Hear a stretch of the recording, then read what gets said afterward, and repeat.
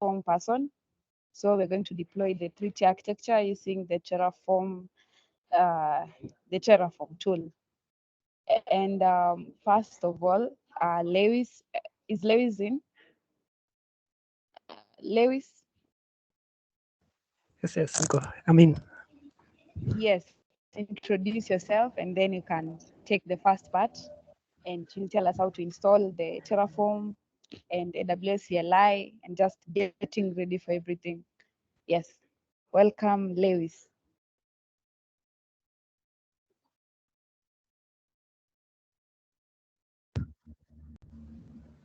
okay. Thank you so much.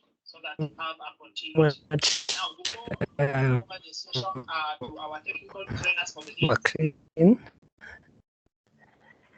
My name is Lewis Sawe. I'm a cloud engineer. Uh, Sorry for that. My name is Lewis Sawe.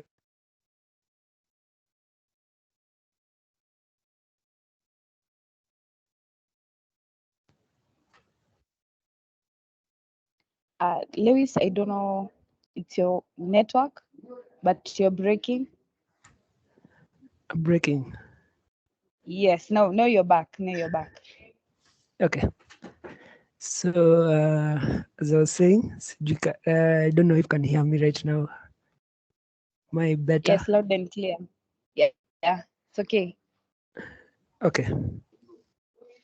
So, I'm going to take you through the installation of AWS, Terraform, and the AWS environmental variables. Just give me a minute. I'm setting up.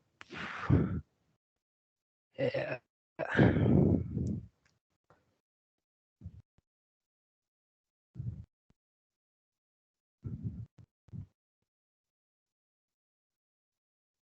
me share my screen. This is a hand up. I don't know. This is a question.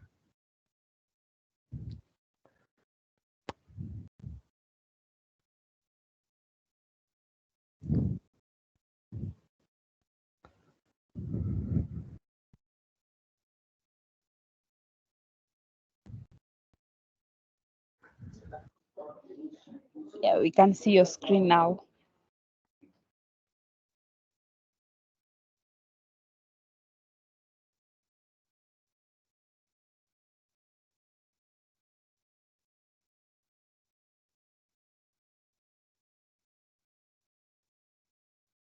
Can you see my screen? Okay. Yes. A minute.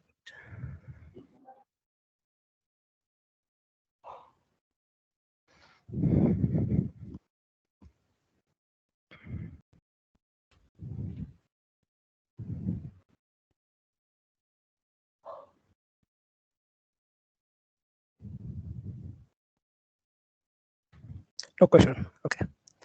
So the first thing we're going to do is install Terraform. So Terraform can be installed on the various machines that you use. So you can just Google install Terraform, and from the HashiCorp website, they'll give you a link. So from that link, they give you the various options. We have Linux, Windows, and Mac OS. So mostly you are going to use Linux, but there are options to install both for Windows and Mac OS. As you can see, for Mac and Linux, they're almost the same installation. Yeah. So if you are going to use Windows, there are other options too, like Chocolatey for Windows, or you can use the Bash script and other options. Okay. So as I said, we are mainly using a Linux type of installation for all the CLIs for Terraform and AWS. Environment is not booting up. I don't know why. Let me use another one.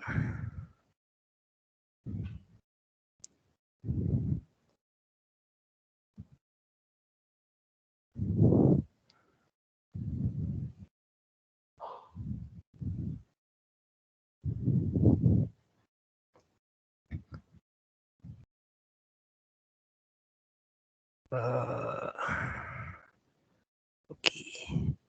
So let me go through the installation of the what these commands mean. So echo path, basically it shows the path where you are at the moment. So it just like, you know how the echo command works, like how the word when you say echo, so it echoes back where you are at the moment.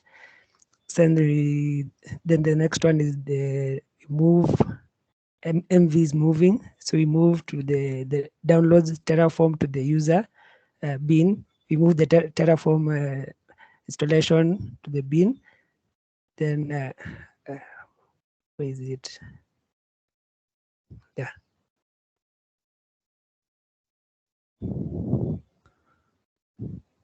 Seems all this is not the commands. Uh,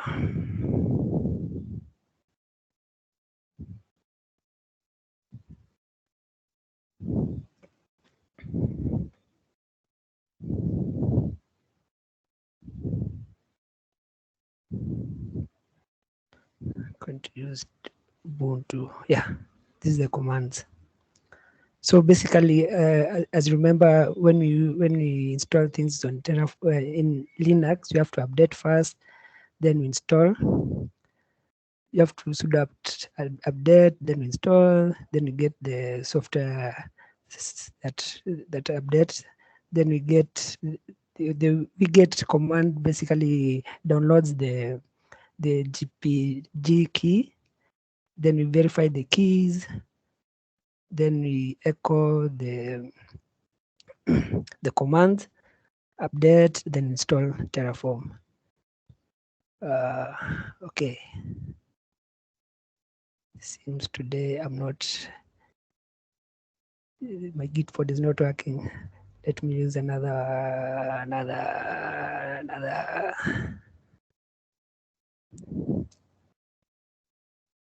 Let me use code spaces.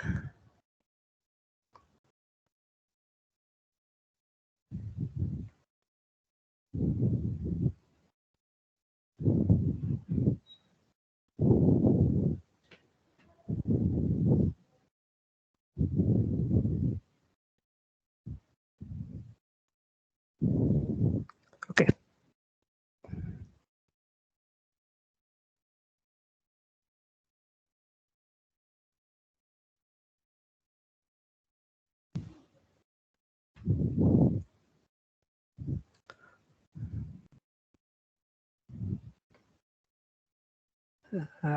Let code spaces load. I think we can go to AWS installation, the CLI. We can go through the commands, so it will become easy when you do it. Basically, you have the same Linux, macOS, and Windows. So you can install the Windows. You first have to remove if there is any installation. Then you have you can see there are two types, the 64-bit and the ARM. So you call you need the link, unzip it, then install AWS. Just as simple as that. Okay, let's look. It's loading. So that's for the AWS CLI. Then we go to the environment variables. So the environment variables basically is setting up the CLI. So we want to set up so that your console and the CLI, you can install, you can configure things with your CLI. So you have to install your IAM users and credentials using the environmental variables. So that's what we use. Then for the environmental variables, we have three things that you have to consider.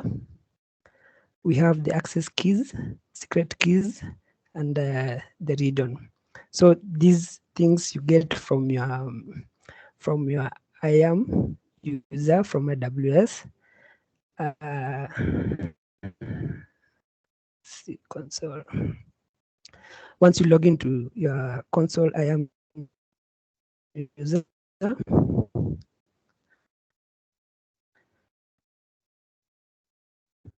you can extract the secret and the secret access keys from there.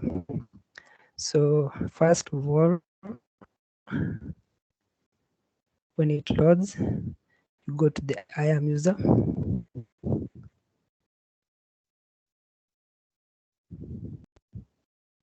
You go to IAM, and then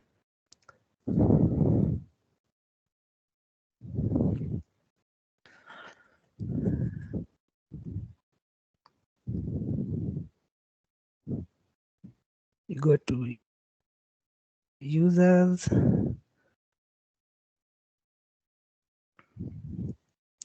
then you select a user and you create an access key from there, from them, or you can create a user from that point. Remember that it's good practice not to use your root user, so you have to create like other users like admins and stuff, so that it's easier, so that when you're hacked, all your credentials don't be used, don't go.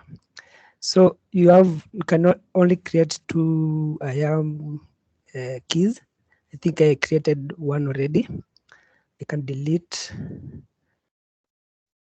one access key. I can delete this one.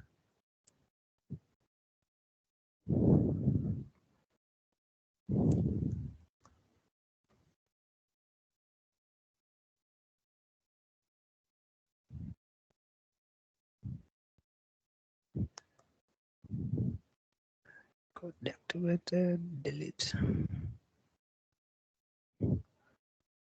Okay. So you can create another one, the CLI one, the access keys. You create a CLI one, you understand what you're doing. Let's say skill sync, create. Or remember, these keys are very sensitive and secret, so you must not show anyone your keys. You might show the access key, but the secret keys, you see it's already blurred, so you don't have to show anyone. Okay, so let's get back to the installation of Terraform. So the first one is this one. Copy. So we assume this is your Linux command line or terminal. You paste the command. Basically, that updates and installs the softwares packages that are available. Then the next command,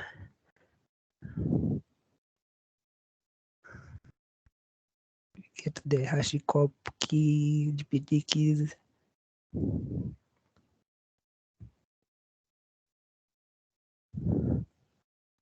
It's done.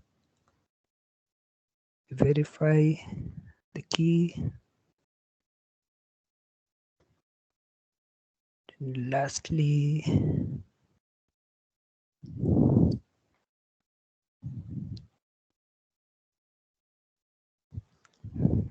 go check these.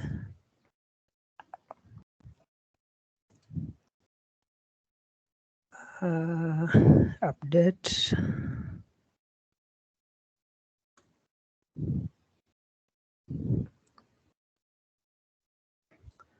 Lastly, install.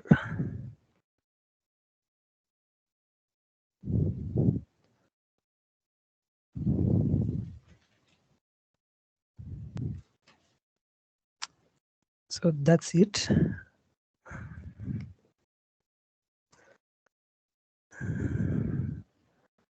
We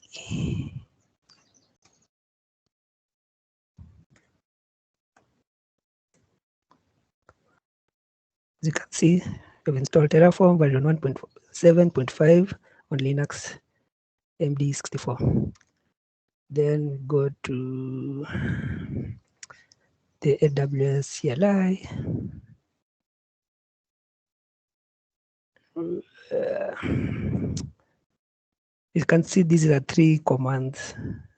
This command, the first one is to download the link from that and zip it, then install. So these are 3 commands which basically installs AWS in one go.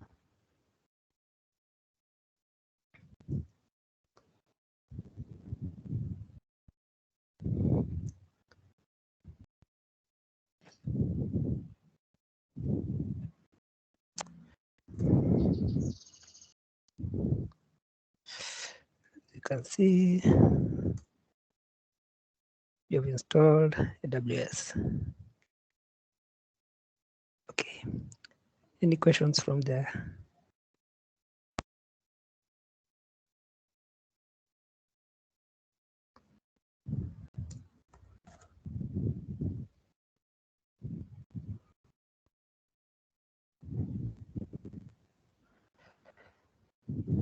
No questions.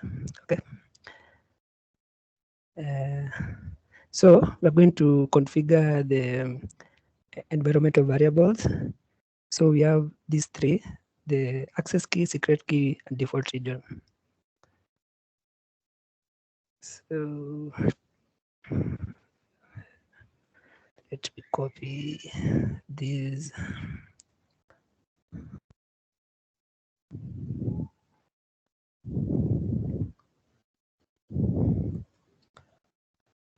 As you can see, like these are the this is an example of what your access key will look like. This is an example of what your secret key will look like, and the region you want to set up your your your your AWS environment. So I'm going to stop sharing my screen just a minute so that I copy my secret keys, then I reshare. Okay. Okay.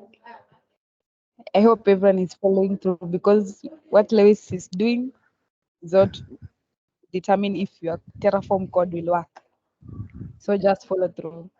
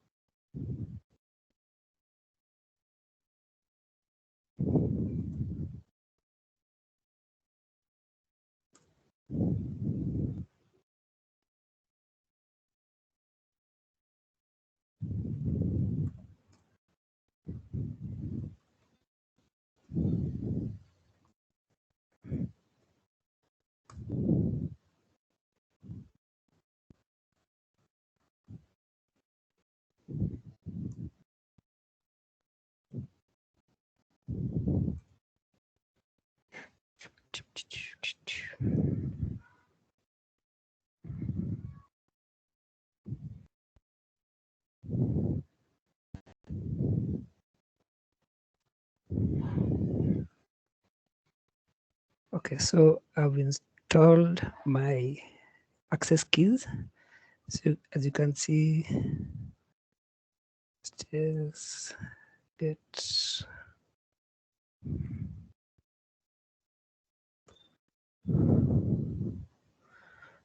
as you can see it shows my user ID, the account I'm using, and the earn. So basically that's it. We have installed AWS, CLI, Terraform, and the access keys. So any questions?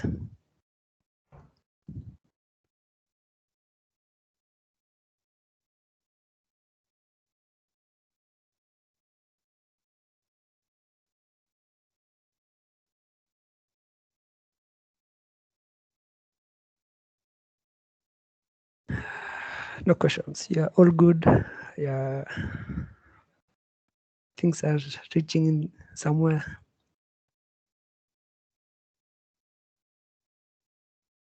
So I can Hi. hand over to my Hello, Lewis. yes. I learned to understand the difference between Terraform and HashiCorp. I think there is some place you're updating your packages, and there's a place you'd mentioned had seen something like HashiCorp. So how does HashiCorp and Terraform come play hand in hand?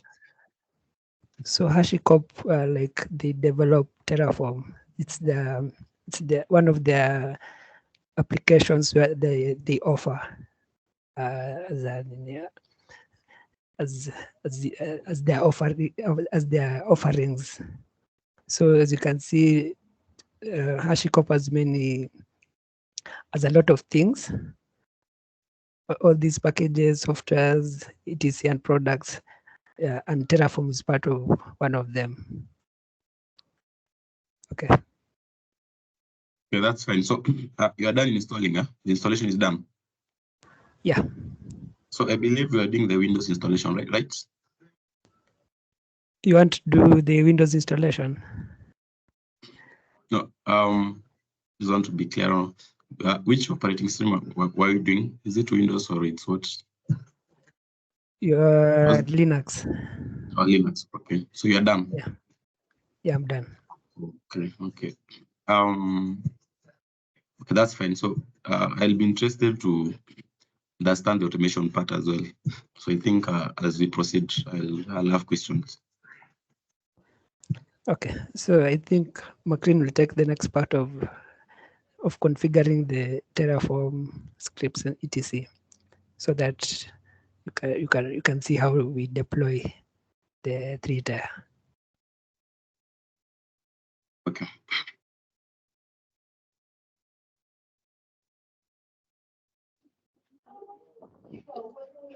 Okay, Lewis,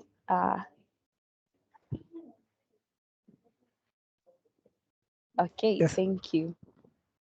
So, okay, I hope everyone is okay with the installation, right? If you're okay, just thumbs up, because the next step it's going to be a very critical step. And from that, expect everyone to be at par and not to ask questions how to install AWS CLI or how to install Terraform, or how to AWS configure. Those are things that I hope everyone is okay with. I see James has a question. Go ahead.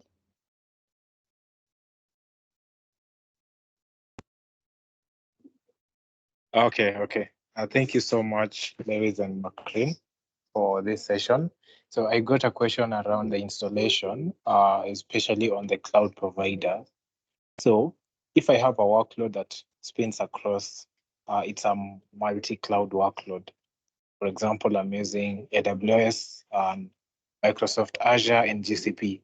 Now, during the initial installation, do we have or does Terraform has the capabilities of doing the initial installation of all the 3 cloud platforms at once, or am I going to be forced to work with one cloud provider at a time?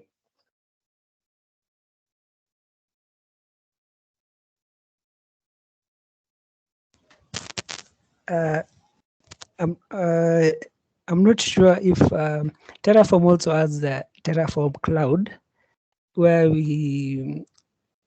they offer like this synergy of where like all your code or your scripts can be in one place so that you can work with a lot of people.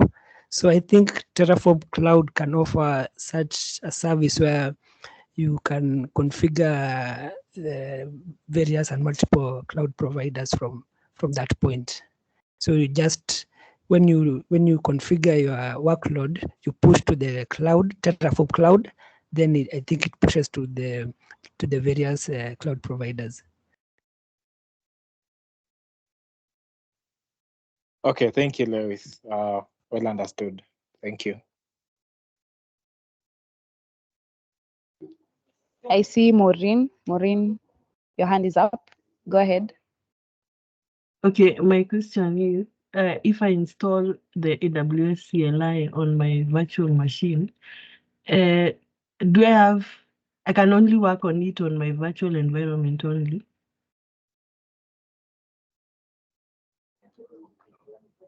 Yes, yes, yes, yes. Okay. Alan. Hi. Hi. Okay. To answer Maureen, if you're on Windows, there is something called WSL, Windows Subsystem for Linux, where you can basically run it. It installs a Linux operating system on top of Windows, so you can open a terminal within Windows and execute Linux commands. Yeah. Okay, thank you. You can just search in the Microsoft store. It's called Ubuntu WSL.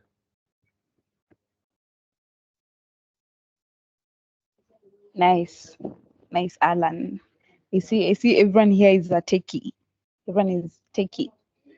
So any more questions about installation before we get to the interesting part? Of course, every part was interesting, but this now is the juice of everything. So if everyone is okay, just thumbs up.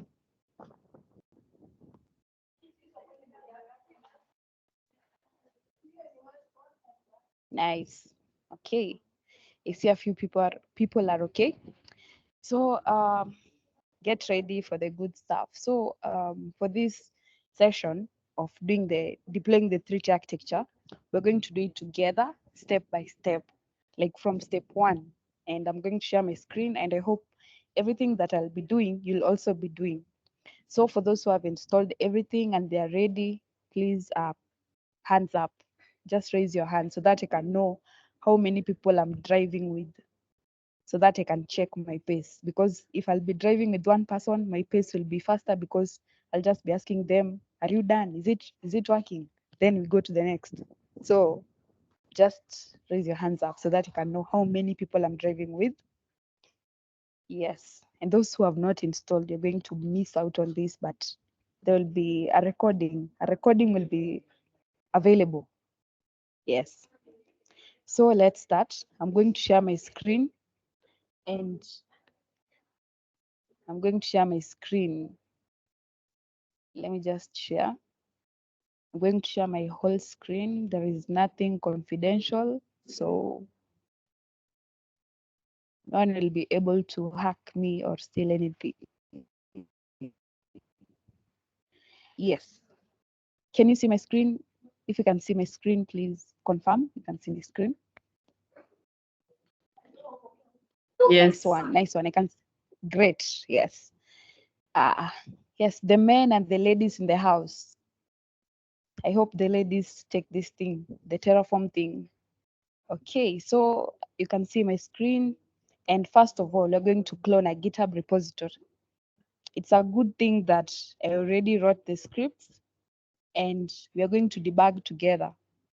So that's the best part of working together or coding together.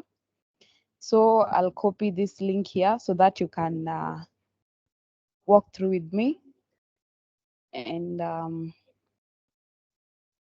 yes, so I'll just paste it here in the QA. Yeah.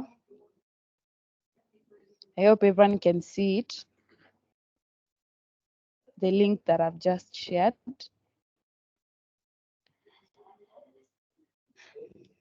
Copy the link, and when you're ready, just raise up your hands.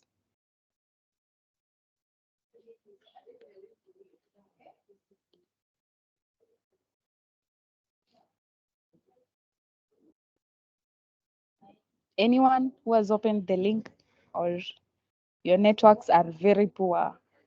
I don't know. You have to communicate. I can see Eric is ready. Who else is ready so that we can start? Just open the link on your Chrome. It will take you to a GitHub. And I hope everyone here knows what GitHub is. Just hoping. And remember that GitHub is a very basic tool that you should have. Like, it's everything that you should have as a developer, as a solutions architect, as a DevOps.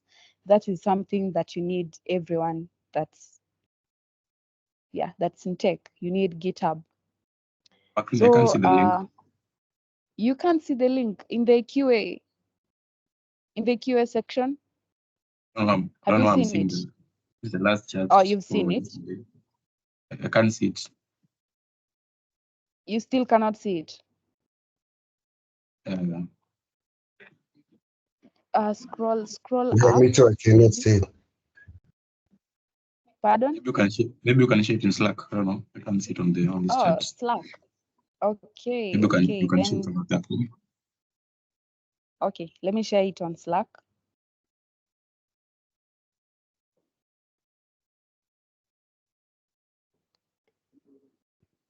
For the rest, I hope everyone else is okay.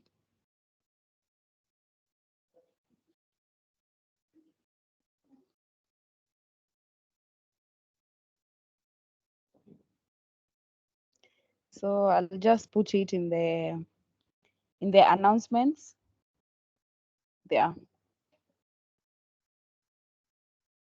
Dominic, I hope now you can see it. I've just shared it right now. I can see it. If you can see it, Dominic, please confirm. Yes. Nice. Thank you. Everyone else, Leah, Albert, and Sam, who said is also a student. Albert, yeah. Perfect. Kelvin. Okay. Yeah, Yes. Kelvin, can you see it? Sikamoi. Okay. Yes, I can. Yeah, now we get ready. Thank you. So from this repository, you can see that there are a lot of files there. So don't rush into it. You're going to go step by step. So the first step is to clone the GitHub repository, and you can see the command there. Just copy paste the command. And Windows users, please forgive me because I'm using Linux, Ubuntu 22.04. But if you're on Windows, I know there is something called Git Bash. You can use it the same way, and you can also clone the GitHub repository the same way. So just write the command git clone. But first, it's always good manners to have your projects maybe in one directory. So I'll just create a directory and call it Bootcamp because it's our Bootcamp. And then I'll clone the repository and we wait for it to complete. It's done. I hope everyone has cloned the repository the same way I've done. The next step is to open VS Code. So I'll just use a new window and I'll open the folder that I've just created and downloaded the Bootcamp. Oh, sorry. And no one told me. I cloned into the wrong thing. So I should CD into the Bootcamp and then do the git clone so that my project is in that directory.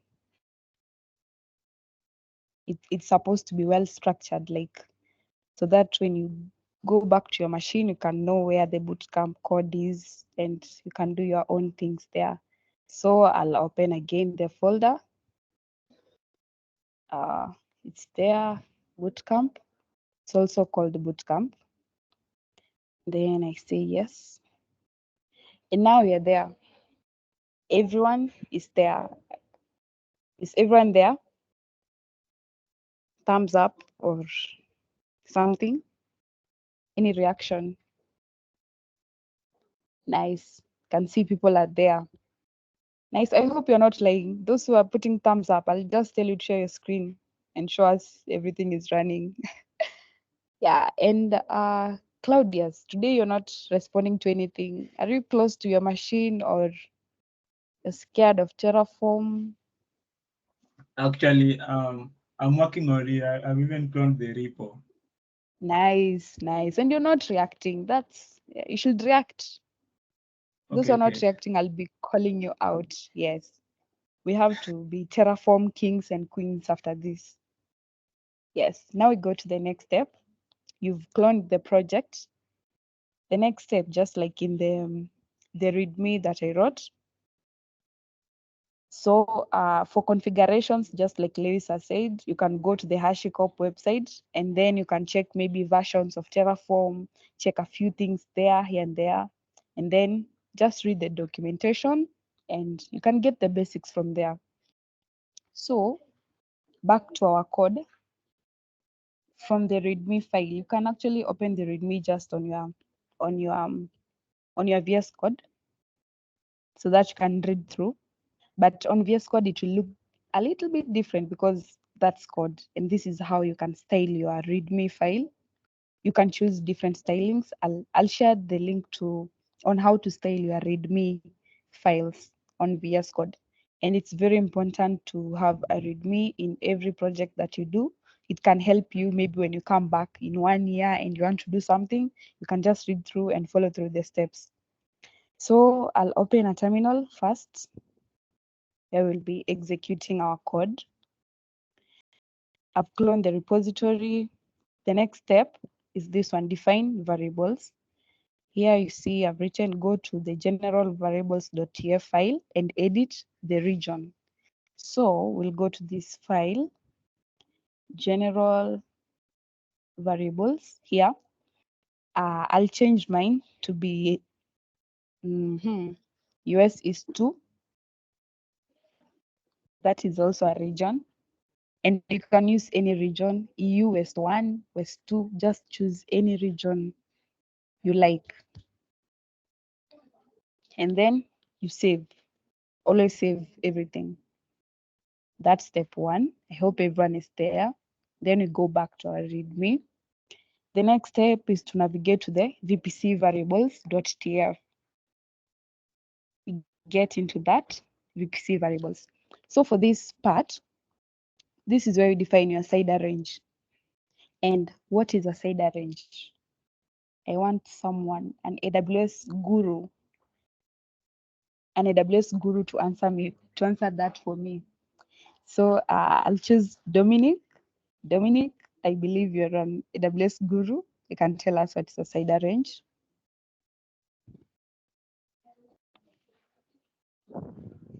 I just missed your question. Oh, I was saying that you explained to us what is a CIDR range.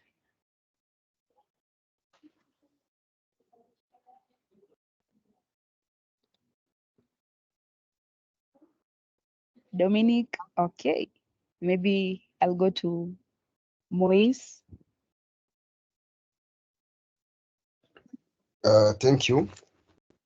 Yes. CIDR range is the IP address IP address range in which our VPC will be working in. It's like subnet. Nice. That's It great. determines the number of IP addresses that will be available in your network. Nice. Thank you, Alan. Thank you, Moise. I can see everyone here is an AWS guru. That's awesome. So we'll go to the next. So you can see the beauty of this part. Like what I mean right here is like, I don't want to write every time 10.0, 10.0, and all my IP addresses will start with 10.0. So why not define it once and then replicate it in the rest? So that's the purpose of this file, the CIDR range. You define the first 2 values. You can change it if you want, but I'll use the default one, 10.0. And then we go back to our README file. Maclean, maybe just a question. While Yes. we are on the CIDR range, if you can go back to that variable. So we are not giving the subnet mask. Suppose I want to do a /24 because I see this one is just 10.0. Which maybe subnet mask will that take? Maybe I want to define a /7. Okay, Albert, thank you. I can see you are a very active student and you're running and you are still walking. So relax, Oh, okay. relax. You're Sorry. getting there. Okay. Just step by step. Yes. So we are getting there step by step. In Swahili we say mdogo mdogo. Yes. So yes, okay. Juma, you want to talk? Okay, yeah. So, like, okay, it's not a question, but maybe just to add on is the page that you are on, it's a variable, right? And from my understanding, a variable is something that you can use over and over again. So that's why you've defined the first two parts of the IP address, and I believe when you get to the subnet, we'll then define the last two parts. So that, for example, the first subnet will be 10.0.0.1. But now what we'll do is for the first part, we'll tell the Terraform script to refer to the first variable so that it picks the 10.0. Then you can just finish on with the remaining two. Yeah, that's my understanding on why you divided or why you created that to be a variable. Thank you. Great, great. Thank you, Juma. Albert, I hope now you are okay. You can just unmute and say yes. Yeah, that's fine. Thank you. Yeah, I can see you are happy. So we go to the next step. So we go back to our README. From our README, now we've done the VPC variables. You can also read through the other text. I'm not going to read through it. You can read through it silently.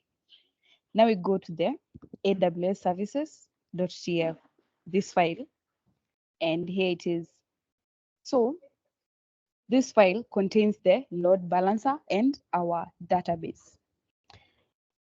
Remember, these are just variables, like you're just giving them a name, a description.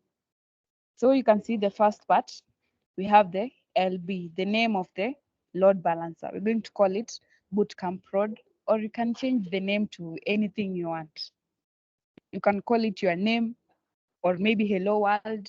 I know as people, tech people, you always like starting with Hello World. So you can also choose to name it like that.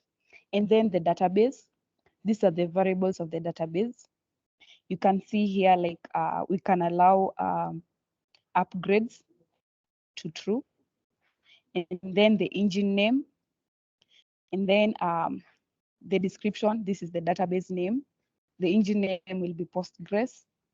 And then the version 14.7. You can choose any version. If you go to the AWS RDS, you can see different versions of Postgres, and you can choose from that, depending with what your company needs. And then the variable, this is the name. We can call our database Bootcamp database, the name of the database, Bootcamp database. And then the port. Postgres runs on port 5432. That is always the default. It never changes. And then MySQL, it is 3306. These are just defaults. They will never change the port numbers. And then the username, database username, which name we would like to use. That is, I chose root, but you can choose any name, and you cannot use admin because admin is for AWS. They're using it for something, but you can choose other names, but not admin. And then, yeah, up to there. Yeah, so the database name, I think this is replication, but still the same thing. And then the password, you can choose any password. For me, I just chose password so that I don't forget. And then you can allocate a storage. That is this DB storage, instance storage, 250. And then instance class, which how many vCPUs do you need, how much memory. So you choose the instance type that you need for your database. It all depends with the workload. But for demonstration purposes, you can just choose something small because right now we're not going to store anything in it. For encryption, you can choose true or false. if you want your storage to be encrypted or not. And then maximum allocated storage, you can choose from 100 and above. And then license, you can choose to, if you have a license, of course, you can add it there. Storage type, we're going with GP3, you can choose GP2. And then changes, you can, so that for this one, when you make changes to the database and you choose to, like, it will apply immediately. It will not wait for the maybe next reboot or something else. Even in the console, they always ask you, after you make a change, they ask you if you want to apply the changes immediately or later. So for us, we're going to go with true, but you can choose to use false. Deletion protection, you're putting it to false. Why? Because when you want to delete the database, you want it to destroy, like with the Terraform. But if it's critical, if you are in an industry, you should put deletion protection to true, so that when someone tries to delete, maybe it's an intern and they want to delete the database by mistake, it will just delete. But when you put deletion protection, at least it will ask someone to verify that they want to delete first. So if it's industrial based, you can use true. But for us, we're going to use false. Do you want our database to be publicly accessible? No. We want the best practice. So we're going to use false. And then parameter groups. What are parameter groups? For the devs in the house, I know a few people here, you've dealt with databases. And when you have the database, maybe in your terminal or something, and you want to change the configuration file, like for MariaDB is always called my.cnf. So those files where you go and change things, for AWS RDS, it's different. You go to parameter groups and define your variables there. If you want to edit something in RDS database, because you don't have direct access to the configuration file. So that's why we created. So this one is a default parameter group, but you can always edit it and change it to something else. And then now we go back to README. Maybe McLean, before you get out of that, Yes. just a quick question. If Okay. you can go back to on that services variable. Okay. Okay, if you go back, it was on line 80 something, where on that line 87, on the apply, in this case, you have set it to true. Yeah, just like an intern, I want to know, maybe is there any recommended practice for that? Or maybe this one, it will entirely depends on my organizational policies or something of the sort. Yeah, for example, it will depend. Go ahead. Or for example, where you have said, you see on the deletion protection, a good example is maybe set it as true, so that maybe people cannot mistakenly delete the database. So just the same case, want to learn on doing it the best way. In this case, will you advocate for it? We go for true, or maybe this one entirely ties down to how my organization do things? So for this one, it will depend with what you're changing in the database. Is it critical? Do people need it like immediately? So if you make a change, then you can say apply it immediately if what you're changing is critical. But if it's not critical, you can put it to false so that it can apply maybe after a reboot of the database. Is that okay? Makes sense. Yeah, makes a lot of sense. Thank you. Yeah, like when you want to do things and you want to see them immediately, then you have to use this one as true. Okay, any other questions? I hope everyone is following. Hi. Hi, my name is Daniel. Just a follow-up, or rather following through, I sort of lost I have a problem on my VM, but I follow that you're actually following the properties of the RDS, right? You're actually just defining the properties of the RDS. So my question is, in Terraform, do you have to define every single property as it is on the console, or is it possible if you're not really interested in that property, you can skip it? Yeah, actually, in Terraform, you can choose to define everything or not. If you don't define it, it will pick the default. The defaults of the... Yeah, of RDS. It will just go with the defaults.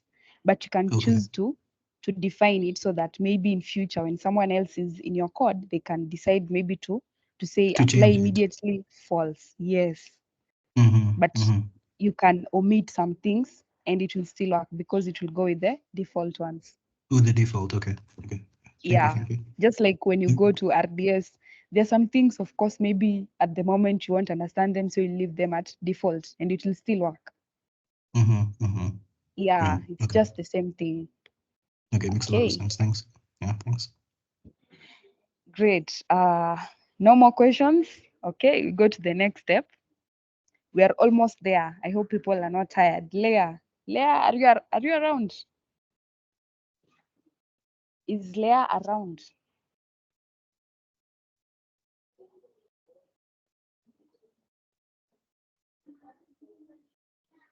Okay, Leah, I can't see Leah. It's okay. And I hope the rest are following through. Yes, Maclean. Okay. Oh, yes, you are there. You are there. My student. You said you are here today as a student. Are you following? Yes. Yes, I am Okay. following. Yes. I want after this, I want to see articles and people there on LinkedIn saying Terraform is the best. Okay, let's go Yes, to the of next course. step. Okay. Yeah. Go to the next step. So after AWS services variables, that's where we have the load balancer and our database, our great database. So we're done with this. Now we go to the networking tags. These are just tags. What are tags in AWS? Anyone who wants to tell us what's a tag so that I don't talk too much about tags? Just raise up your hand and tell us what's a tag in AWS and the importance of tags. Moise, go ahead. Yeah, thank you once again. From my understanding and knowledge, I know that tags in AWS, they help to allocate the resources. Yeah, it can add the labels on the resources, which are here called tags, so that when you are consolidating the resources, it can help you manage them easily and track them and track how they are incurring Nice. pricing and so on. Thank you. That was great. Claudius? Okay, thank you. Actually, as for me, I know the tags actually helps you to easily identify resources to know which team in the company created the resource. Thank you. Thank you. That was great. Alan, you wanted to talk? They're basically a quick way of identifying resources using key and values. Thank you. Hey, everyone here is perfect. You guys are great in AWS. Thank you, everyone. So in this file, these are just tags. You're just tagging the default values, the ones that exist. Like for this one, we've tagged it. It's a default row table, do not use. For security group, it's a default one, do not use. It's just to tell you this is the default thing that you found it there, but don't use it because it's not configured with your configurations. Same to NACLs, same to DHCP. Another question, what is DHCP? Network engineers in the house. It's your time to shine. What is DHCP? It's a protocol that assigns automatic IP addresses to devices. Ish, nice. Alan, that's great. Juma, I see your hand is up. Yeah, actually, Alan has said it all. It stands for Dynamic Host Control Protocol, and yeah, it's responsible for assigning IP addresses to your resources. Hey, everyone here is good. Everyone is really good. We actually have a company. Pardon? That is used to communicate. It's used to communicate. Okay. Everyone here, we have a whole company of techies here. We have the whole department, like all departments. That's great. So that is that. This is just tagging, nothing much. You can actually delete it and nothing will change. You'll just change the tag names. So we go to the next step. Now we are done with this part, defining variables. Now we go to the VPC, subnets, internet gateway, and NAT gateway. These are networking services. So we start with the vpc.tf. And when you go there, what do you see? Now, Albert, this is where you come in. What do you see, Albert? Unmute and tell me, what do you see? Is there anything, the beauty of this? Are you seeing anything? In terms of the beauty of it specifically, I see the way you're defining. Yeah, you're defining the CEDAR range, the CEDAR block there, or /16. Exactly. Yes. It's That's beautiful. what I wanted you to notice. Yeah, the beauty. There's beauty in everything here. So now this is the part where you use the VPC CEDAR range.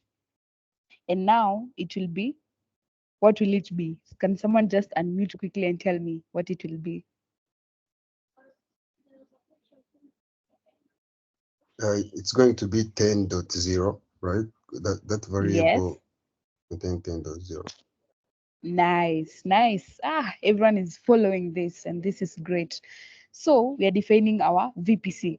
It's going to be in this range right here. And then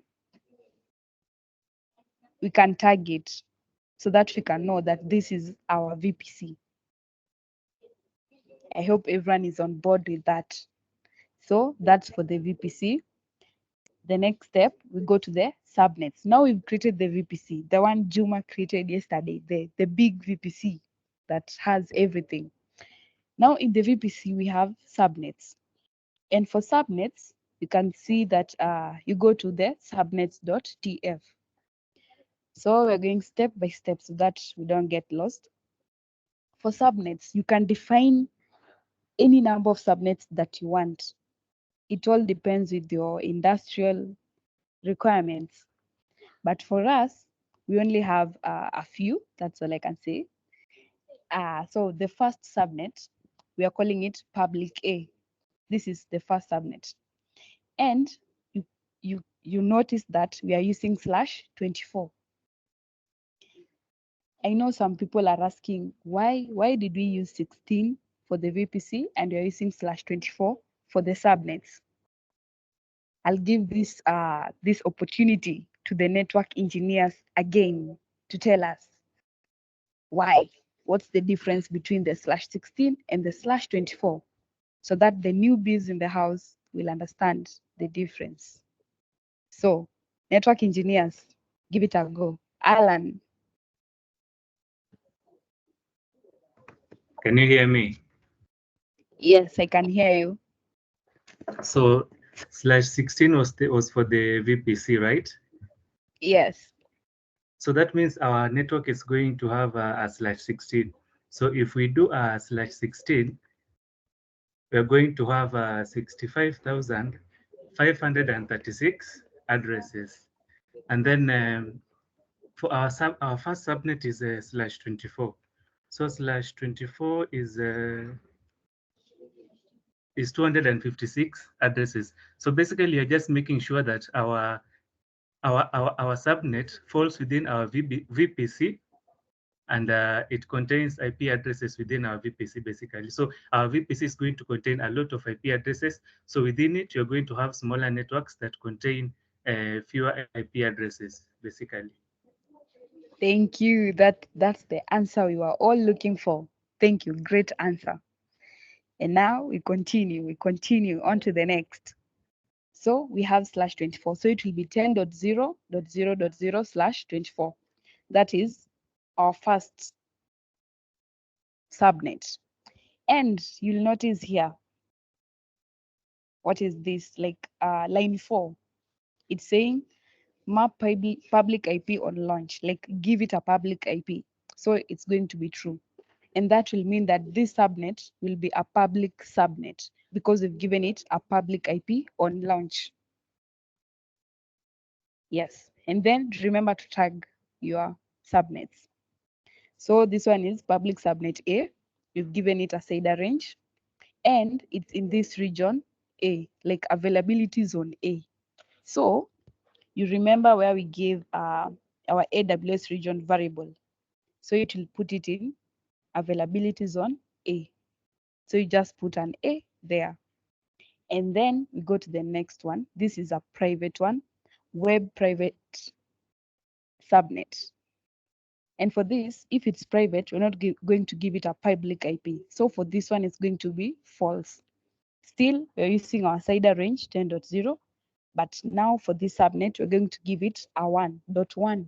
So that goes to the next. You should not confuse the numbers. Still, it's going to be in the same AZ, that is A.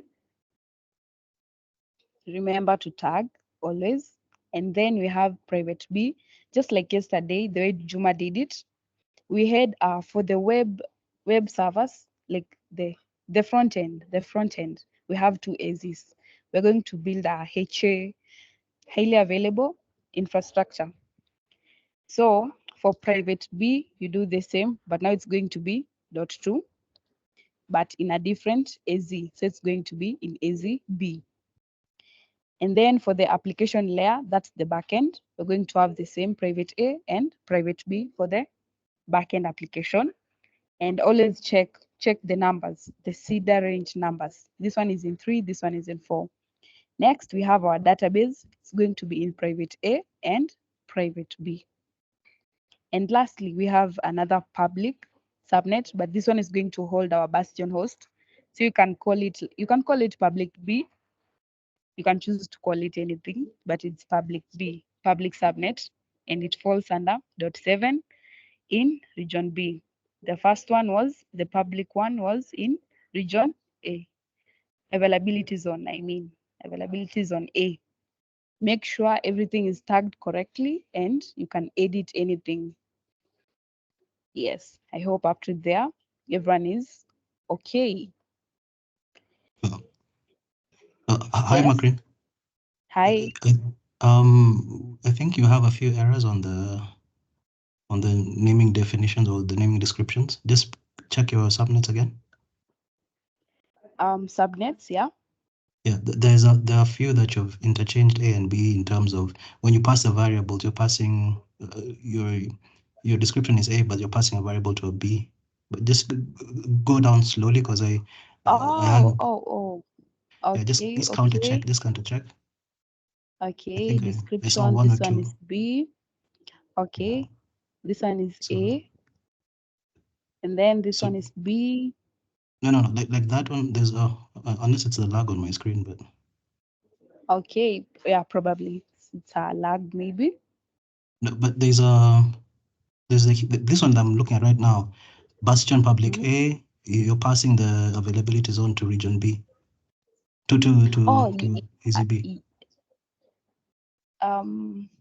Okay, no, like here I'm trying to say like it's in the AZ is B, but I've named it A, but we can change it. You can change it. Oh, yeah, okay. you can change it's just your okay. Sorry. Yeah, My okay. bad. Yeah. Great. Okay. Thank you. Now we go to the next part. We're done with subnets.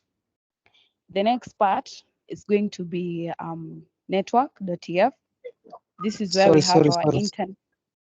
Okay, go ahead. Hi, Makrin. So I have a question. Yes. The map public IP on launch, it usually, I think it for the subnet, it's so that any instance deployed in the subnet gets a public IP when it's launched there. But then the subnet, on launch for the bastion, is it true or false? Because the bastion basically needs a public IP. Ama, what is the point of a subnet? Oh, yeah. Thank you. It's supposed to be true because it's public. Yes. Thank you. We should be seeing errors like that. Thank you. That's awesome. Anyone with who has seen another error? Because when you do Terraform in it, maybe we might get an error or two, and we should be able to debug it. Yeah. So everyone is okay. We go to the next. Network.tf, our internet and NAT gateway. So here we have our elastic IP address. So this elastic IP address is going to be used with our NAT gateway. And you can see here, we have our NAT gateway and it's attached to the elastic IP. And our NAT gateway is in the public subnet, right? Is that okay? The network engineers in the house, it should be in a public subnet, right? No one is answering that question. May you come again with the question, please? That's right. I'm asking, is the NAT gateway supposed to be in the public subnet? Yes, on the public subnet. Nice, nice, nice. Okay, so we have our NAT gateway and we also have our internet gateway. Does everyone know the difference between a NAT and an internet gateway? Juma talked about it yesterday, and I believe everyone knows their purpose and their importance. Yeah, so we'll go to the next one. We go back to our README. So we are done with the networking part. Now we go to the security at the subnet level. And for that, we go to knuckles.tf. So right here, you can see that for our public subnet, for our public A, we are allowing egress and ingress, incoming and outgoing traffic. And now another question. Are subnets, is it knuckles? Yeah, knuckles. Are they stateless or stateful? And can someone tell us the difference between what do we mean when we say stateless and what do we mean when we say stateful?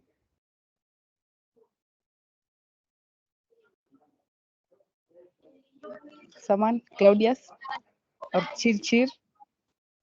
Hi. So, from my study, which was like, let's say, a while back, so stateless, it means that it does not remember what you allowed in and what you allowed out. But for stateful, it remembers it. So the difference between are they called security groups and knuckles? Yes. The difference is that for knuckles, you have to allow it both sides. So you have to allow in and out. Nice. But for security groups, you have to just allow it in and it will go out. Itakumbuka yani ni kama kwa gate tu. Thank you. I hope everyone has understood that one. Thank you. So for the public, we are allowing in and out. That's how it's written. And then for the private, same thing. And then also for the application part, same thing for all the subnets. And also for the DB subnets, the same thing. It's basically the same thing for all the subnets. The same thing. Yeah.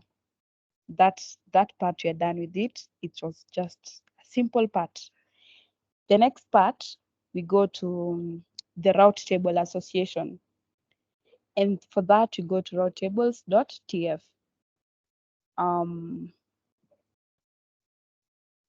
Where is it? There it is, the route tables. So I know someone is asking, what's a route table? And we have a few solutions architects in the house. What is a route table? Should I pick someone or can someone just unmute and tell us what's a route table and what's its purpose? Hi. Hi. Route table.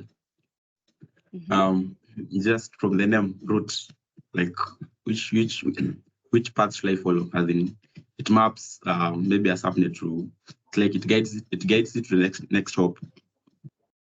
It's like it just maps the I think you get it. Thank you.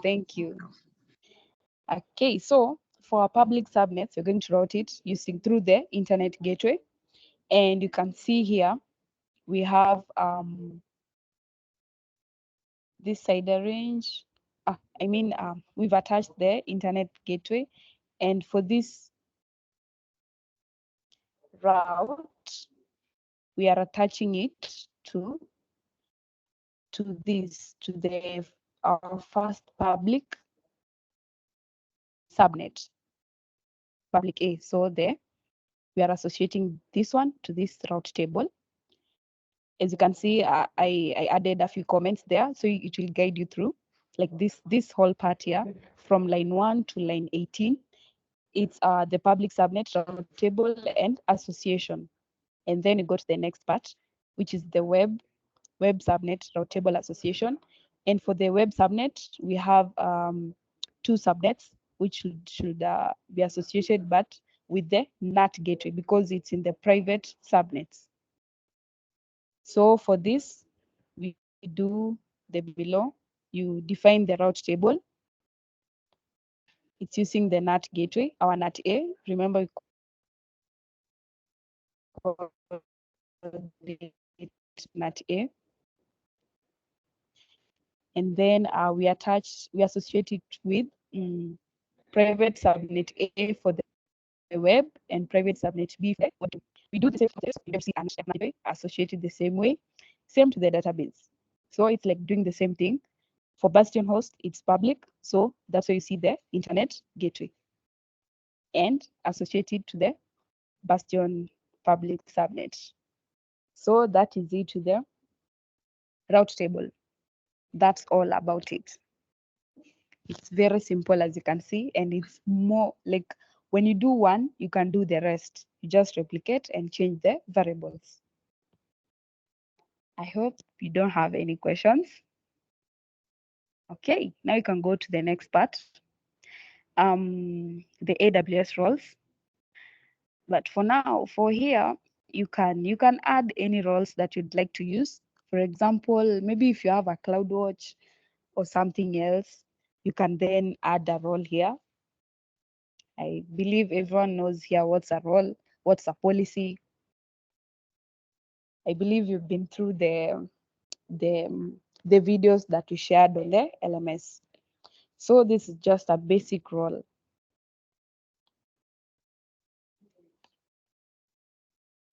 Yes, a role, and we've attached a policy to it. You can see. Yes, so that's the role. We can go to the next part, the apps and the web servers. Now we are going to deploy our servers, our EC2 instances to the subnets that we've defined. And for that, you're going to the web app.tf. And in this file, you'll find the web server. So for this, you have to define the AMI, and you can find the AMI. This AMI ID, I know some people are asking, where do I find it? You can just come to AWS, go to EC2, you can try launching an EC2 instance, and from there you'll get the AMI.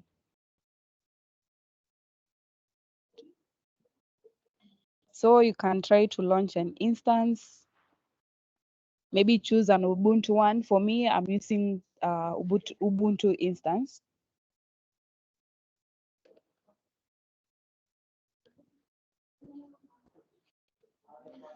So you can choose Amazon Linux if you want to, and here's the AMI. Actually, it's written here. If it's Amazon Linux, you're supposed to copy paste that AMI. If it's for Ubuntu, you copy paste the Ubuntu AMI, just using the same process. That's how you get your AMI. And then the next thing, choose an instance type. You're going with the free one, T3 Micro, because you're not going to do anything on it. So it's going to be, there's no need of using a large EC2 instance because you're just going to waste resources. For now, for demonstration purposes, just use a small one so that you don't get charged. For this key name, for this one, you can go to the AWS, and then you can create a key pair. It should be existing. So First, I'll give everyone maybe 5 minutes to create a key pair. You come here to the key pairs, create a key pair, and give it a name. Choose .pem, and then create key pair. It will download the key pair on your machine.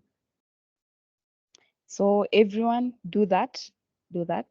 I'll just confirm which region I'm using so that I can create the key pair there too.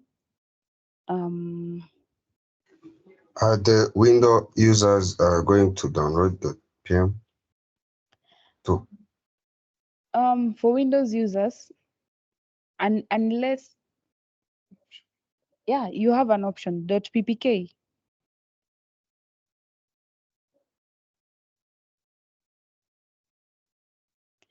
I'm looking for where is my region? Where is my region?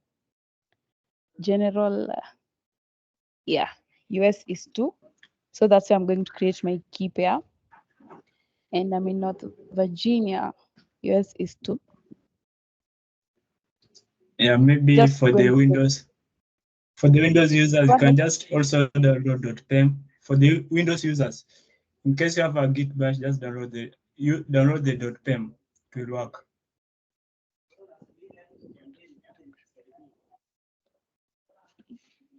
Thank you. Yes. Okay, thank you.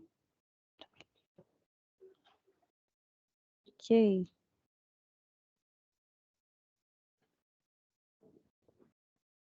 So I'll just go to the servers. You can name it. You should give it a name exactly the way it's there, the key name. So mine, I'm going to call it web server Bastion. I'll use the same key for every server, but you can choose to use different ones. And then I'll just create the key pair.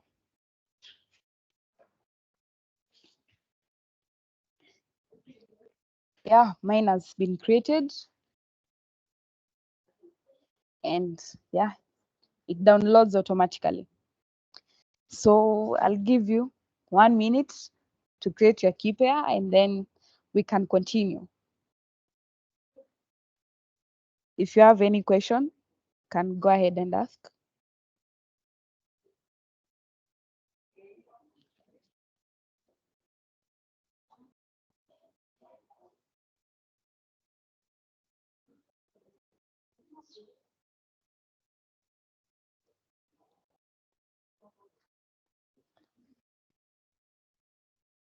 Okay, I hope everyone has created the key pair.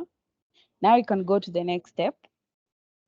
And our next step, back to the README. I find this web app.tf. You can see that I'm using the same key pair for every server. So for our web server, I'm using the same key pair. You define which subnet you want your server to be in. You also define the security group. And for security group, I'll go back to it. But in the meantime, let's go through the servers. And you can see here I put delete on termination, false, encrypted, true, volume size 20, GP3. These are things that you can leave on default, or you can choose to define them there. And remember to also tag your servers. For the app server, you're doing the same thing you did for the web server. The only difference is that the subnet will change. Yeah. And that is it. But before you continue, I'll go to the security group so that you can see the security groups. And remember that the server for Bastion, it's in a different file. It's called Bastion server. It's called Bastion server. So for our Bastion server, remember we placed it in a public subnet A for the Bastion.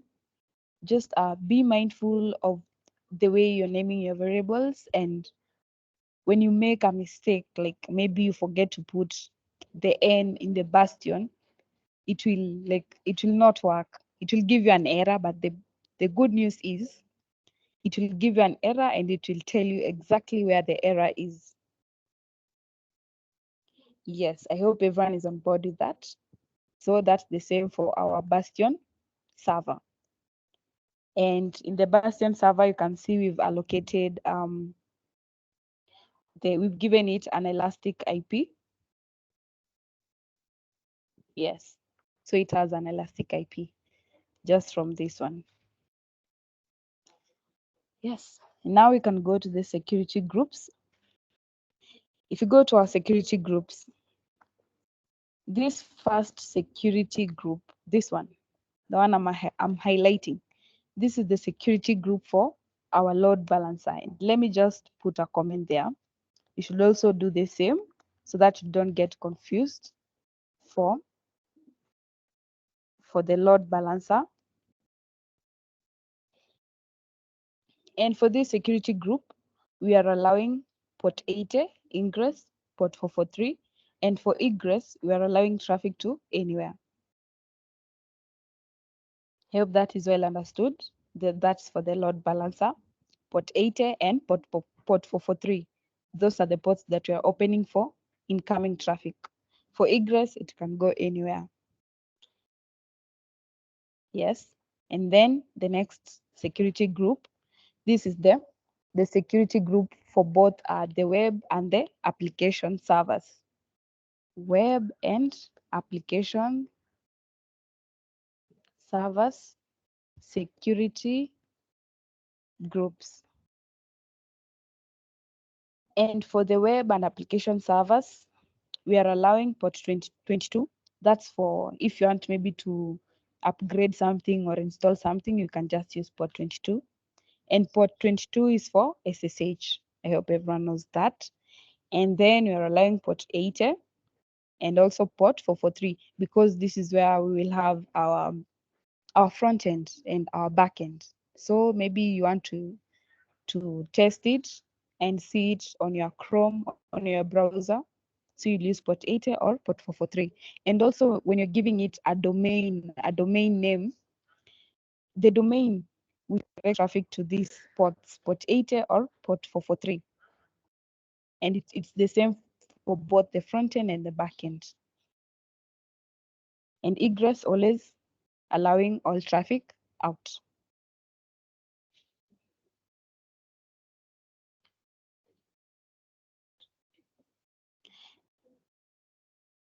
The next security group, we're going to have our database security group. It's important to comment so that you don't get confused which one is going where. We have our database security group there. And for the database, we're only opening port 5432. And on this port, it will only allow traffic that comes from the web or app security group. So our database will only communicate with traffic from our web application or our app application. But the best way is to put it in the app application. I did not want to replicate the security group for the app application too, but you can replicate it. Yeah. So for that, we're going to allow port 5432 because we are using Postgres. And then the last security group is for our Bastion host. Bastion host security group. Security group.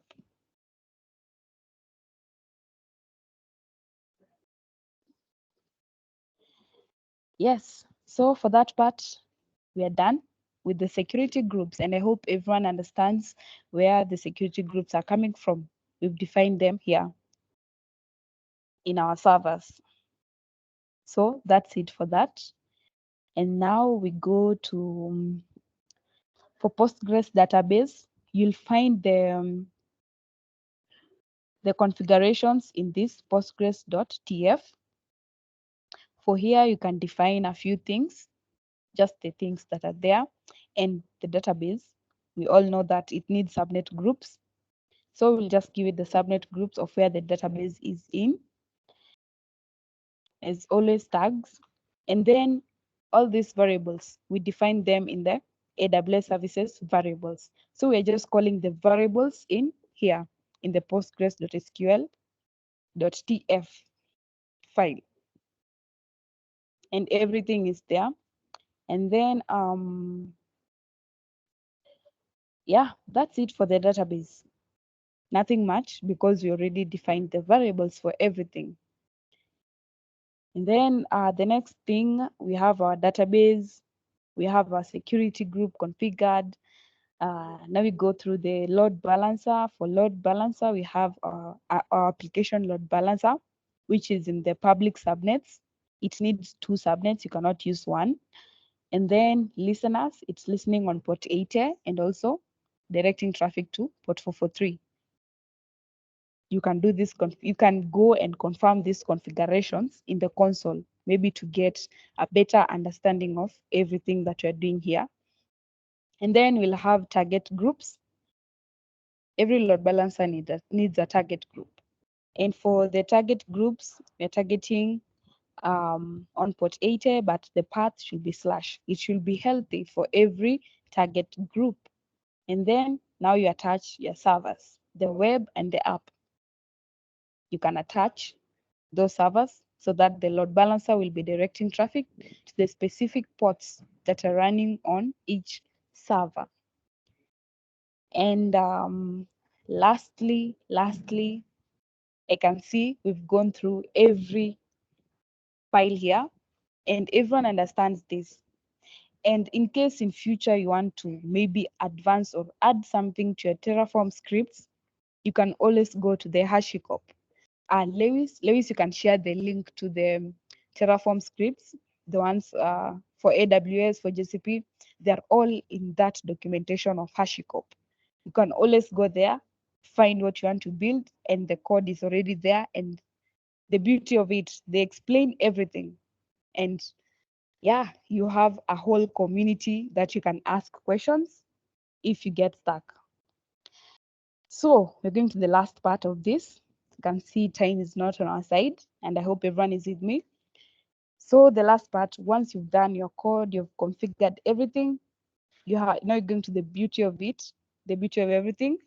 We're going to run the Terraform commands.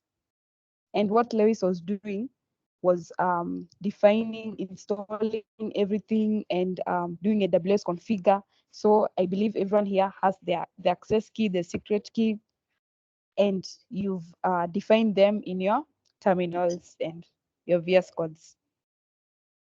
So, yes, go ahead. Is there anything that you've configured that is not in the free tier account? Because somewhere I saw you're configuring NAT. Oh, yeah. NAT is paid for. Yeah, NAT is paid for, but because you're using Terraform, we're going to destroy everything immediately. So maybe you'll be charged maybe a few, not even 0.0 something, but NAT gateway is paid, it's charged. Okay. Yeah, but we will destroy everything immediately after this. Surely I should add here, Terraform destroy. Terraform destroy and save. Okay, now we go to Terraform init. Everyone should do this. And if you install Terraform correctly and you have everything configured just as Lewis was showing you, this should work. And you can give it a few seconds or minutes. Is everyone there?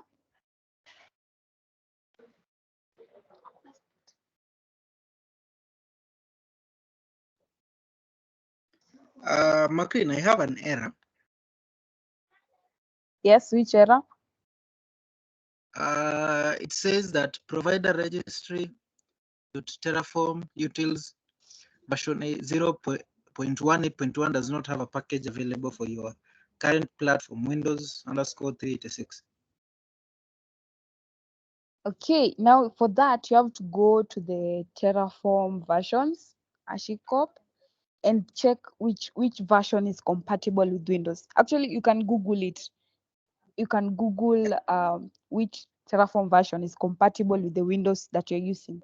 Is it Windows 11, Actually, Windows updated it 10? to the latest.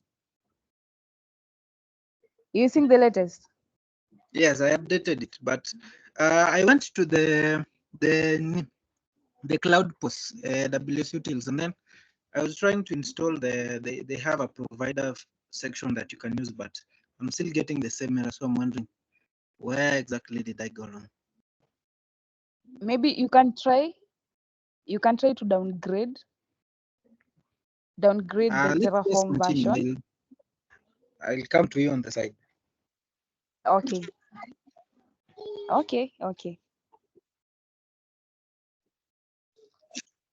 I hope everyone is doing this.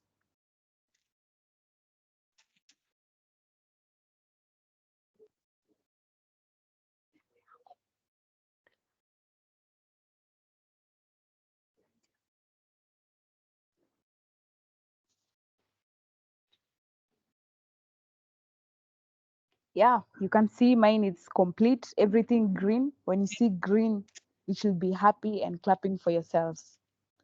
Now we go to the next command, which is Terraform plan, to see everything that you're going to deploy, the number of services you're going to deploy. And remember, these scripts, they will help you in future anywhere you go. Like, this is a nice basic structure that you can use. You can adapt and do everything about it. Yes, you can see I've done the plan, and we're going to add 53. And everything is successful. The next step, now we apply it into our AWS account. Terraform apply.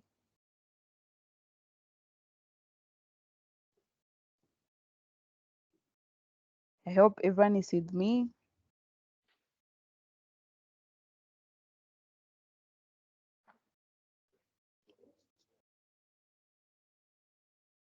So Terraform apply will take a few minutes, maybe. We enter yes. Now it's creating our services, everything, our subnet, our VPC, our EC2 instances, everything is being deployed very fast.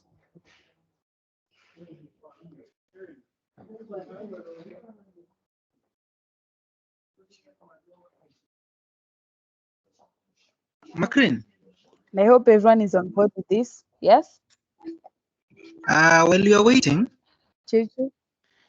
Yes? what about the services that I've not seen them being listed on the configurations, like CloudFront and Route 53? Are those purely done on the console, or they can also be added to the code?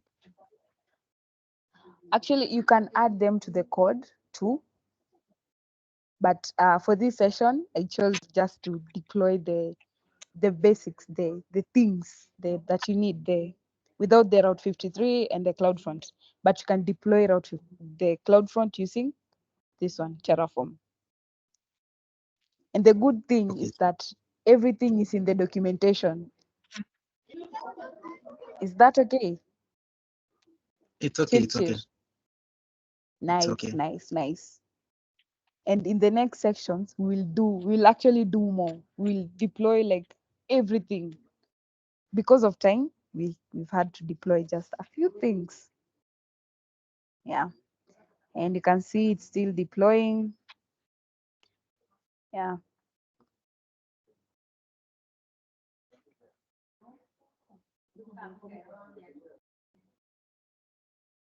And now, if you go to our AWS account, you can see that things are being deployed.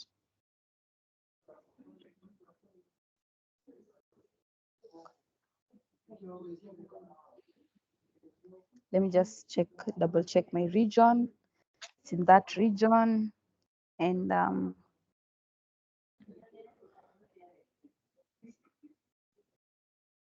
so you just wait, but you can see things are being deployed. For example, the Bootcamp DB private security group, the web security group. It means things are going successfully. I hope it's the same on your ends. And yeah, we have a few minutes, maybe 5, and Yeah.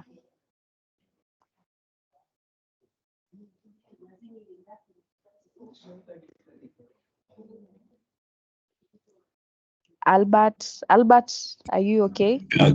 A question. Actually, I wanted to ask a question. Go ahead. Okay, so maybe suppose I want to deploy this for various clients. I'm a service provider, and I need to deploy it for 3 or 4 clients. So where do I specify the account that I'm logging into from this console side of it, from VS Code or from my Terraform files? Nice. So where you define it in your terminal, you can just do AWS configure, and then you add the secret key, access key, the region, and it will know which account you're using. Okay. Yeah, AWS configure is the secret. Hey, I hope that's okay. And everyone else, as we wait, yes. Another question, I think probably the last one. Yes, please. See, when we were architecting it, we wanted to, for the aspect of reliability, we did a multi-AZ deployment, right? Yeah. So how is that done? Is it implied because we have a database deployed to 2 different subnets, or how are the 2 connected? I think. So for multi-AZ, you can see that for the DB we have 2 different subnets. For the DB, for the front end, for the back end, we have 2 subnets for each in different AZs. You can see from the way we defined our subnets. You can see, I'll go with the DB. For the DB, we have availability zone A and B. That's where the difference is. And now, when you create the servers, for the servers, I've deployed in one AZ, but you can replicate for each AZ. Is that okay? Because you can see here, I've deployed an application server in this AZ A. You can do the same for AZ B. Is that okay? But there is a catch. So for this one, you can choose to just write a launch template. Instead of replicating everything, you can write a launch template and then deploy that launch template in each subnet that you want, so that it will just deploy the same server in each subnet. But for this architecture, we've just deployed the services in one AZ. Is that okay, Chiche? I think as long as resources are in the same availability zone, they are still able to communicate with one another. But once they are in a different region, it becomes really different. They cannot be able to communicate across different regions. But within the same availability zone, there is a possibility to connect different resources. Okay, yeah, that's true. That's very, very true. Okay, you can see we have a few errors, but it has been deployed.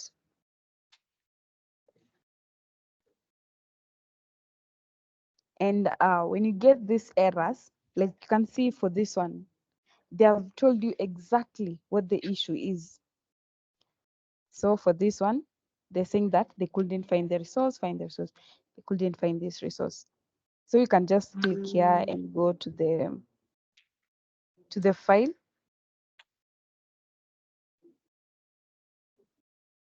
And then from there, you can figure out what the issue is. Like for this one, they're saying with this one, this bastion.server, it was not, they couldn't find it. And also for the web server, it's not available. And this one is also in this file. So this is where the army comes in. I did not change the army depending with the region I was in, because they're very different when you come to these regions. So go to your region and then check the specific AMI that you need, and then change it there, right here, and edit this one, bastion.tf, and also this one. Put the specific AMI that you need to use. So for different regions, they are very different. I hope everyone is on board with that. So when you get an error, don't be scared. They are normal things. But how you debug, that's where the catch is. So I hope everyone is doing great. And I'll just take an AMI. I'll use Ubuntu.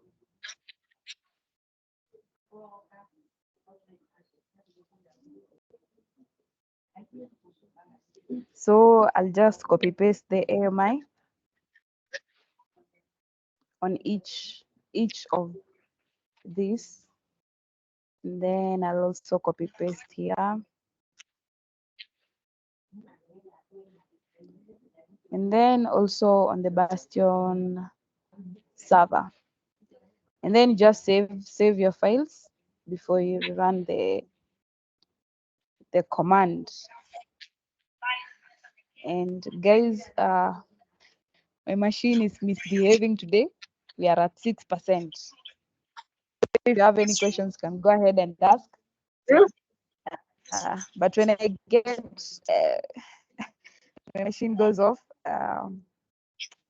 yeah, Lewis will take over. Lewis, are you there with me? Oh. Yes. So, thank you. You can see that everything is working fine. And yeah, we are doing great. We've been able to solve errors. And that's a good thing. So I hope everyone is there. As we wait for my machine to go off, I want to get feedback from you guys. Are you doing well? Albert, are you fine? Who else? Daniel, you have a question? Not a question. I realize you're going to go off soon, so an appreciation. On my side, I wasn't able to do it. I caught up, but I had a problem because I'm using a federated user on my AWS. But nonetheless, as in my Terraform is running up to that point. However, just to say thank you because it's my first time deploying, and I really appreciate you, yourself, and Lewis, and the whole team for putting that together. It's really amazing, really amazing.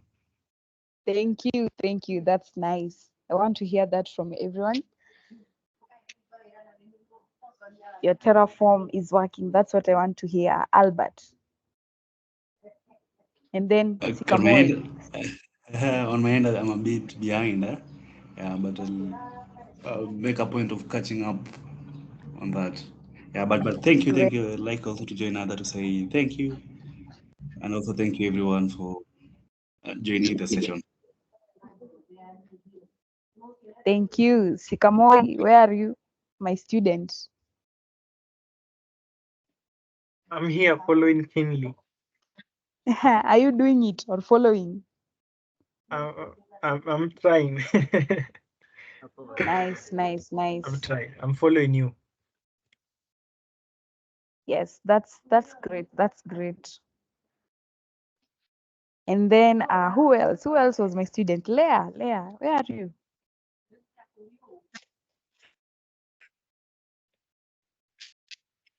Hey, guys, are you seeing this? Complete. It's green. Green is the color. And once it's complete, we're just going to confirm this quickly before my machine goes off. We are at 3%. I don't know if it will be able to survive. But you can see our servers are up and initializing. You can see everything, security groups. And the beauty of it, if I had more time, I would have we would have SSH into the DB and created a database. And even we would have deployed an application, a simple application, just to demonstrate what we've done is working. and everything is there deployed. Even if you go to the RDS, we can check our database if it's up and running. Just wait for it to load. And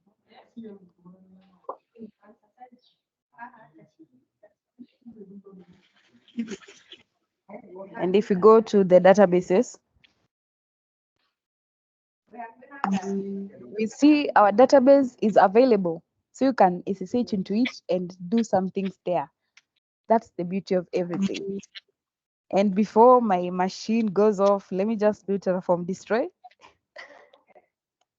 Yeah, so that I don't get to pay a bill that will ruin my career. Yeah, otherwise, everything has worked. And You don't want to wake up we are and on the find a good very place. huge bill. Pardon? You don't want to wake up after an hour or when your machine comes up, you find a huge bill. Yeah. I don't want. Yes. So my battery is critically low. And guys, this has been a great session. And this has just been a taste, a drop in the ocean. There's a lot that you can do with Terraform. And for the next bootcamp, we'll actually deploy a front end and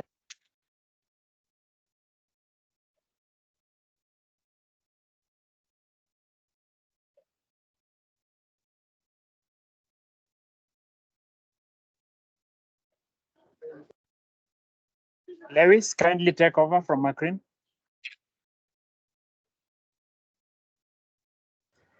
Okay. I think she was winding up. So basically, what she was saying about the next bootcamp, it will be more complicated. It will take more time. We'll be doing around 12 weeks of content. We'll do front end, back end, databases. We'll be configuring all these into these things, those root 53s. We'll be writing the scripts, developing the database, making sure everything works. So we hope as you configure this 2-day bootcamp, I think was just a drop in the ocean of what Terraform can do and what we plan for you guys in future. So I think we hope we'll have you guys again for the 12-week bootcamp, the full session, so that we can dig deep into what all the offerings that we can do. Okay. So any questions up to there about Terraform, about AWS as we wind up?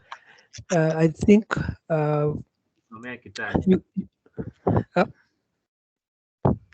as you submit your assignments in the LMS, you can get your assignments. Also, we encourage you to deploy the architecture, document it, write articles about it, tag us. It will be very crucial as a project for you guys. Okay. I have a question. Okay. Go ahead. On Terraform, we just came up with a template. So do you have something like a predefined template that you can edit? Second question, around security. So how do you ensure your code is secure?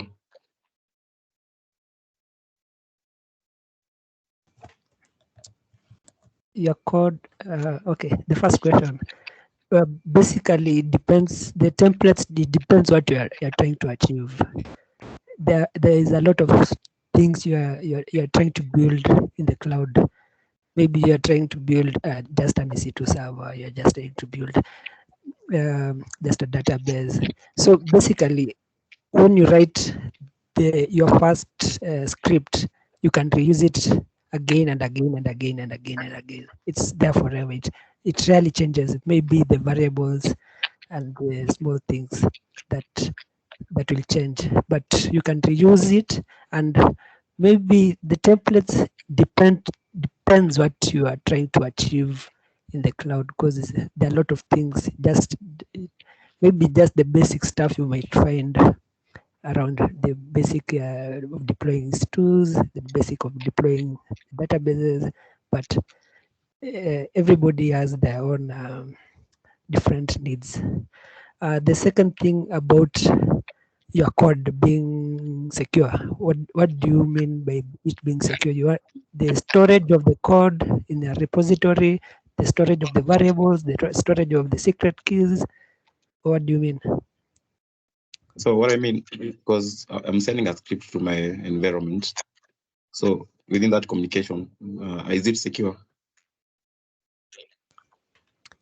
Because probably I'm just running it from my machine to the cloud.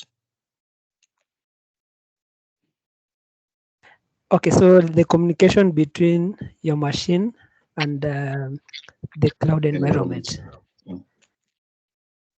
It's I think it's very secure, unless you don't trust. You know, like very many organizations or places use like VPNs and the stuff to secure their internet connection, but basically it's secure, but you can put more security to it by using maybe SSH and using VPNs.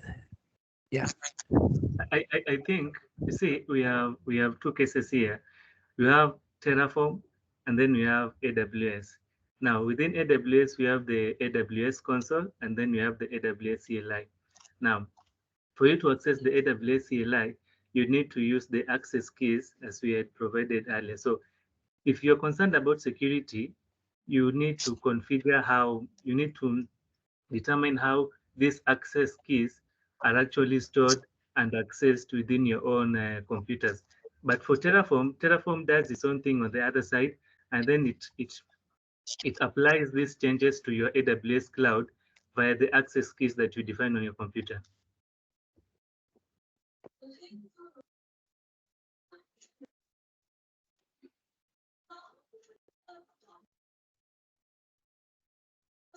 Or maybe to chip in on that, regarding suppose we are doing it on a production environment, just an addition to that, on how I've seen things happening. So in this case, I see we are generating a lot of keys. And in this case, we will not want to define those keys in our code.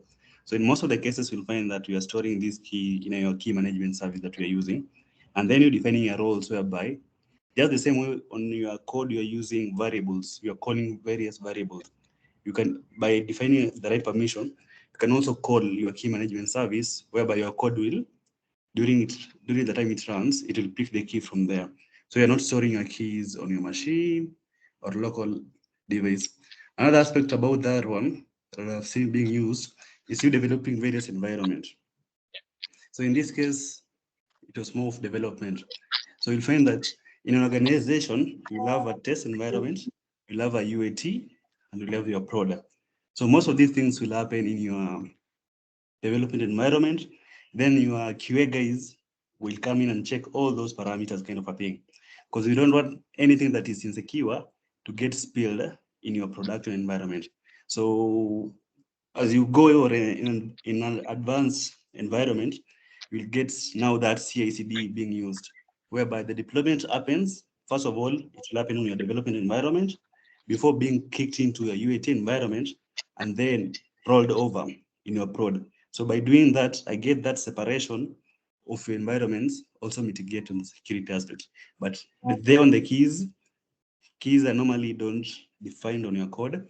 They're normally stored in your key management service, whichever that you're using. Then through permission, you call those keys during a deployment. Does that try to answer the question, Dominic?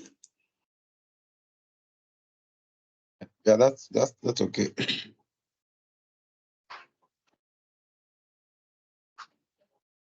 Yes. Back. Okay. You can ask any question.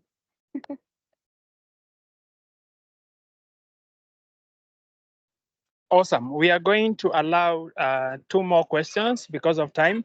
The remaining questions, feel free to join our communities. I believe that the links will be shared for the Slack community, and also follow us on LinkedIn. We will be sharing more information there, and we'll also be addressing the questions. I like what Lewis said.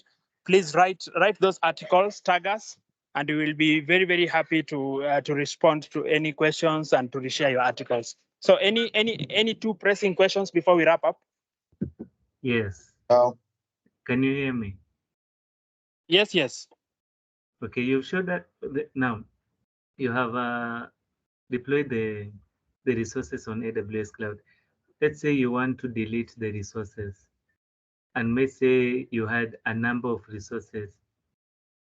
Does Terraform provide for deleting resources from the AWS Cloud instead of manually going into AWS and deleting the resources one by one? Okay, Alan, Actually, good question, Macrin. Okay, Alan, I'll answer that. If you're using Terraform, you can just do Terraform destroy and it will delete everything that you created using the Terraform script. But if you did it manually, anything that you did manually, you have to go and delete it manually. But using Terraform, it's automatic with just one command. Is it okay? Was it Alan? Yeah, thank you. I get However, it. Macrin, if I might add, as a Kenyan, those guys who remove money from the ATM and still count, it is also important that you go back to, you can go and check if all of them were deleted. All of them were deleted. I read somewhere, someone said that there's a possibility you might have activated a no delete, a no delete instruction, if I may call it so, in one of the resources, and then you think that you've deleted everything, yet it still persists. So it's important. You can even go back and check some of those things. Very true, Patrick. Very true. One last Any other question? Okay. I have a question. Go ahead. Yes. So Macrin, I saw you had a file for every resource, for example, security group, VPC. Can't we have all the resources in one file? Yes, edit. Yes, so when you have everything in one file, it will be clumsy, number one. Number two, it's not advisable to do something monolithic. And in an industry, assuming you are employed as a DevOps engineer, and they've told you to write Terraform scripts, and maybe in future you'll upgrade to senior DevOps, so there'll be junior DevOps coming after you. So for it to be easy for them to go through scripts, they have to be divided into small sections so that it's easier for everyone and even you yourself to go back and edit maybe a VPC, edit maybe a server, because now you'll just have a few lines of code in every file.